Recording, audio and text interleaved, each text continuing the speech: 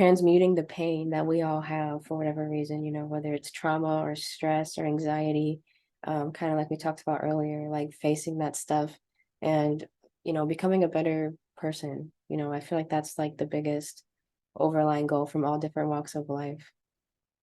Being more free, being having more power in your life and your reality, because that's something you realize, in your spiritual journey is that How do you reality is become not more what it free? seems.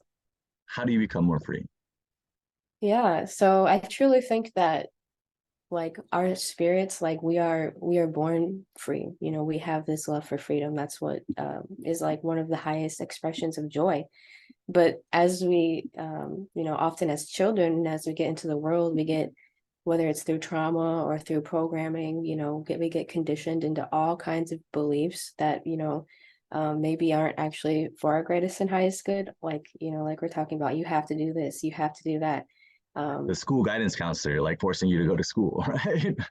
Yeah, like even that, like, we get forced to do and coerced to do all these things, like, that we don't want to do, and we just learn, and that has to do with like this whole thing I feel like we're talking about, like this rat race, that was really the essence for me, was like I don't, like I'm willing to do whatever I need to do to not be like just a part of this. For me personally, it was like I don't find much meaning in that. Like I find meaning in like, these kinds of things of um, so it's like, it's so really like coming into freedom. It's like in a way, it's, you already have it, but it's like pulling off these layers of like walls that we build up for ourselves, whether it's consciously or unconsciously. And as you were saying, is I was going to talk about that too with time. For me, that was another thing, is like time. Like, you can always get more money, but you can't always get more time. Like time truly is one of the most valuable things that we have. And if you don't have time to, you know, even do things in your life, go to school, have a family, go to work, and all, take care of your house and all of these things, and have time for yourself, have time to like process what you're even going through. Like that's just, that's not healthy. Yeah, it's like you're just in survival mode. Yeah. I Exactly, mean, exactly. And that's the opposite of freedom. That's, you're literally automatic. You're like an automaton. You're just going through the motions. And that's, for me, that was part of my awakening. At even 15, I was like, I'm doing this. I'm on automatic. I'm not even here. I'm like, what is going on? Like I don't want to just exist. Like I want to live.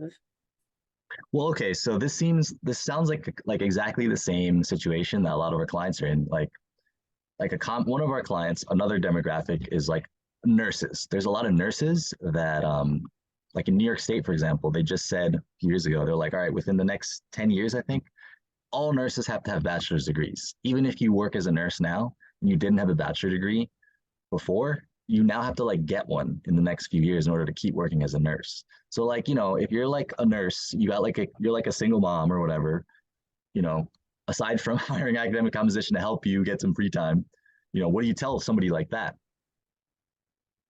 Like, how did you escape? Because like you said, you had the awakening at 15 and you were like an automaton. You were just like, I don't have any free choices. People are making me do stuff.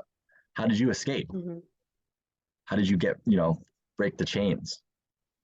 Yeah, that's a really, really, really good question. I feel like it's baby steps, especially, like again, I feel like in a way I was probably lucky to have it early, whereas I think sometimes like, and I don't say this just to discourage, just to be honest, if you're older and you already find yourself so wrapped up in these systems, it can seem even harder because like that burden is so heavy and you feel like you're so in it.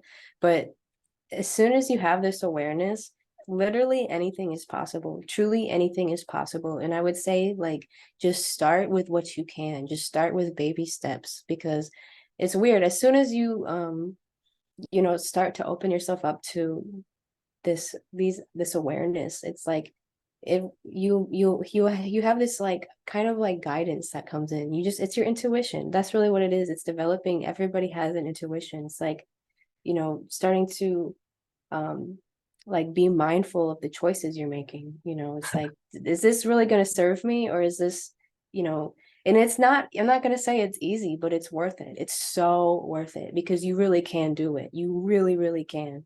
there's so many different ways to go about it, but you got to follow your intuition. Trust your instincts. Mm-hmm. Thing. Mm-hmm. Check out the full interview on our YouTube page, Academic Writing Composition. We also have PhDs, professors, and ghostwriters available to help consult on a class or complete any writing assignment you may have. Contact us at academiccomposition.com.